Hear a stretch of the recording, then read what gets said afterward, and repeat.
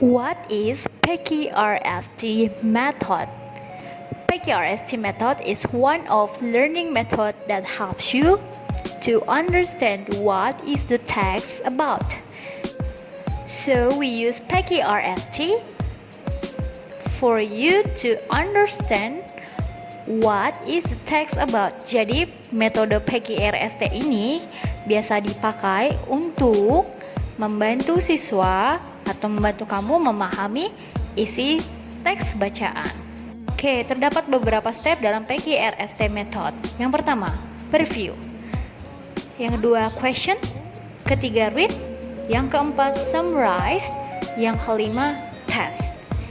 Steps atau langkah-langkah dalam PKRST inilah yang akan membantu kamu dalam memahami isi bacaan tersebut. Oke, kita lihat yang pertama, preview atau meninjau. Preview sebagai langkah awal untuk meninjau secara umum teks yang akan dibaca. Adapun langkah-langkahnya dalam tahap yang pertama, oke, kita lihat yang pertama, memperhatikan judul teks. Kita perhatikan dulu judul dari teks tersebut. Kedua, perhatikan gambar atau diagram jika ada. Biasanya dalam teks terdapat gambar atau diagram ya anak-anak. Oke, selanjutnya tahap yang kedua, question. Di dalam tahap ini kita diminta untuk membuat pertanyaan berdasarkan teks bacaan tersebut. Biasanya dalam question ini kita akan membuat langkah-langkahnya. Yang pertama, kita menggunakan kalimat tanya, yaitu what atau apa untuk menanyakan hal.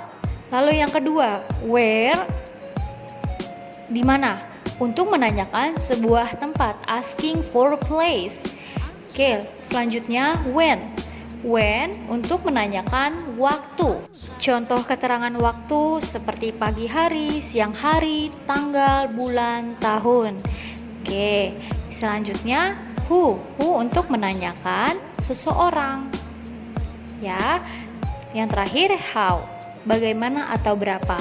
How biasanya kita gunakan untuk menanyakan sebuah cara atau menanyakan jumlah. Jadi pada tahap kedua ini kita diminta untuk membuat pertanyaan dengan kalimat tanya.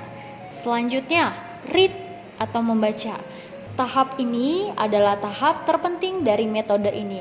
Apa yang kamu sudah susun atau sudah buat pada tahap kedua yaitu question, kamu akan rintis pada tahap ini. Maksudnya, pertanyaan yang tadi yang sudah kamu buat di tahap kedua, kamu jawab dengan membaca teks tersebut. Oke, kita lihat langkah-langkahnya. Yang pertama, jawablah pertanyaan yang telah dibuat pada step kedua. Tadi kan kamu sudah membuat pertanyaan ya anak-anak, dari what, where, when, who, dan lain sebagainya. Nah, yang kedua lalu sudah kamu temukan jawabannya, kamu beri tanda penekanan pada bagian jawaban yang telah ditemukan. Bisa kamu pakai stabilo, pensil berwarna. Oke, jadi kamu mengingat apa yang kamu sudah buat pertanyaan di tahap kedua, lalu kamu jawab dengan membaca teks tersebut di tahap ketiga ini.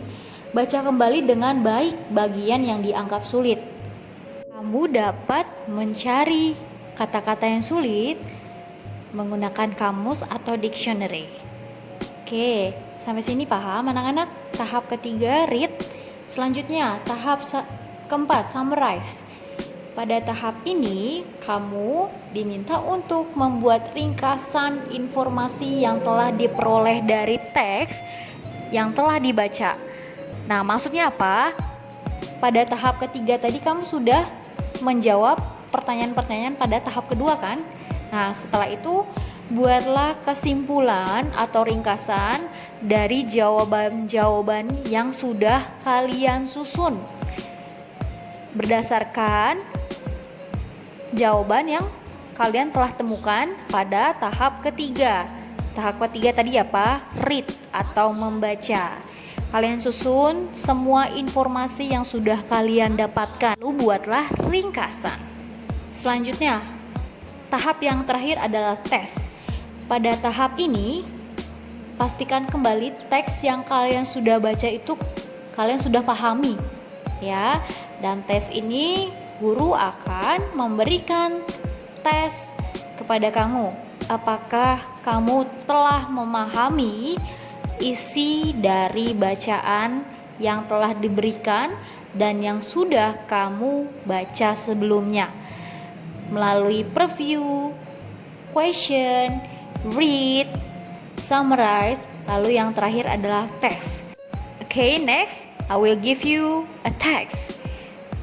Before that, we have to read the text first. Kita baca dulu teksnya ya. Now I will give you a text. You can read by yourself.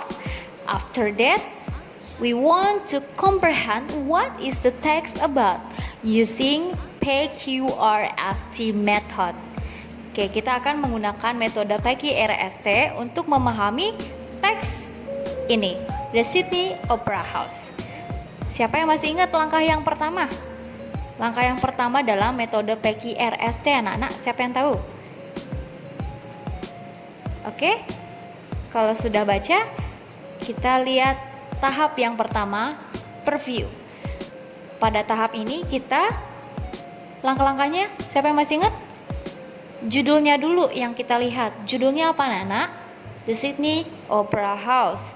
Lalu, tahap yang kedua, diminta untuk melihat gambar atau diagram. Adakah gambar pada teks tersebut? Ada ya, sebelah kanan kamu. Di situ ada gambar dan ada tulisannya juga keterangannya. Pada tahap preview, kamu diminta untuk memperhatikan judul dan gambar jika ada. Paham sampai sini anak-anak? Selanjutnya tahap question.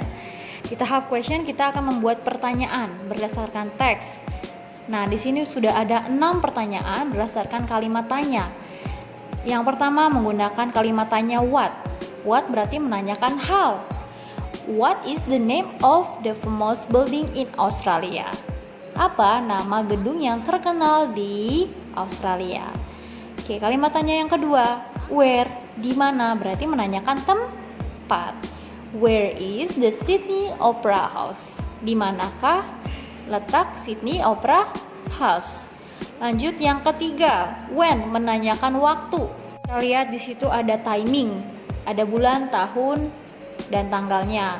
October 20, 1973. Berarti kalimat tanyanya seperti apa? When did the building open? Lanjut nomor 4, who, menanyakan seseorang. Di situ ada disebutkan John Utzon. Who was designer of this building? Oke, kita menggunakan kalimat tanya ini untuk mendapatkan jawaban John Utzon ya. Siapa desainer atau perancang dari gedung ini? Lanjut nomor 5, why this building is very famous? Oke, berarti menanyakan sebuah alasan mengapa gedung ini sangat terkenal. Lalu yang terakhir nomor 6. Oke, kita menggunakan kata tanya how untuk menanyakan jumlah. How many theaters inside the building? Oke, next, read. Coba menjawab kalimat tanya yang pertama. What is the name of the famous building in Australia? Jawabannya, Sydney Opera House is the most famous building in Australia. Oke, yang kedua, where, tadi di mana? Where is the Sydney Opera House? Di manakah letak Sydney Opera House? Nah, di situ jawabannya, the Sydney Opera House is in Australia. Okay, next, number 3, let's see. When did the building open? Kapan gedung ini dibuka? Nah, di situ October 20, 1973. The building opened October 1973. Next, number 4. Who was designer of this building? Tadi ada namanya di situ siapa? John Utzon.